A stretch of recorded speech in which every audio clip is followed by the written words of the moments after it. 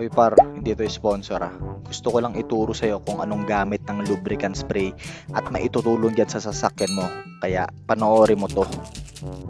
Yan no, number 1, pwede mo yan i-spray dyan sa may mga lokso-lokso sa joint ng side mirror mo. Kasi alam mo ba, nakakatulong yan para maging smooth in the hoods yan kapag pina-fold mo. Yan, para sabi pag pina-fold mo. Yan, spray mo siya magkabilaan para goods na goods. Tapos punasan mo din para hindi naman kapitan din ng alikabok para malinis tignan. Yan ang number 1 tips ko sa'yo. Lagi mong gawin yan.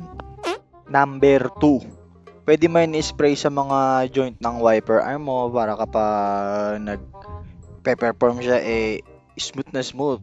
Yan pag i-spray mo rin yan para iwas din sa rust, saka para suwabing-suwabe para kahit malakas ang ulan, sasabay siya sa pag-alis ng mga ulan-ulan dyan sa windshield mo. Maniwala ka sa akin, ginagawa ko nga yan par. Yan, spray mo lang yan par, tapos punasan mo ha. Number 3, ito yung hinge ng hood, yung bisagra yan. Teka lang, buksan natin ha. Yan, buksan natin. Yan. Ito, yan bisagra na yan. Sprayan nyo yan par.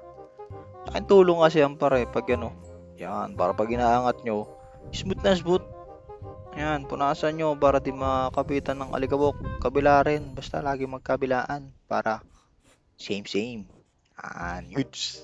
Ito naman yung next. Pwede mong i-sprayan yung hinge din ng trunk. Kung meron kayo, ayan buksan natin ha. Ayan. Ayan parang pang horror na yung tunog kung naririnig nyo. Pag i-sprayan nyo rin yan. Para mawala yung mga langit-ngit sounds yan, para smooth na smooth. Yung kabila rin nga, diba? Sabi ko magkabila lagi yan, huwag nyo kakalimutan. Pagpupunasan nyo rin yan. Try ko. Diba? Goods to. Yan, turo ko sa'yo next. Eto na yung next. Yan, yung mga door lock na yan. Fine, pag-spread yan para pag binubuksan nyo suwabing-suwabe. Ayan minsan kasi nalalagyan din yung mga dumi-dumi. Minsan nang ayaw kumagat ng susi. Yan ang lagay nyo yan. Pag susok-sok-sok-sokin nyo lang yan Tapos punasan nyo lang din yan Ayun spray. Tapos sok-sok-sok-sok. Pati to ignition. Ito, onti lang spray nya. Yan. Spray nyo. Tapos punasan nyo. Ito naman yung next. Ito, yung mga door hinge na yan. Ayan. Pag-spray nyo rin yan para maging suwabe yung pagbubukas-bukas nyo rin. Yan, lagyan nyo yan. Mga bisagra nyan. Lahat ng pinto, paglalagyan nyo lahat. Yan. Spray lang para maging suwabe yan diba? Ito rin, sa kabila, i-sprayan ko rin yan. Ayan, basic na basic. Laking tulong yan. Next tayo par. Ito par ito ang pinakamagandang gamitan yan. Yung mga glass run channel para yung pag-akit nyo ng salamin ng mga pinto ng bintana nyo. Talagang smooth na smooth.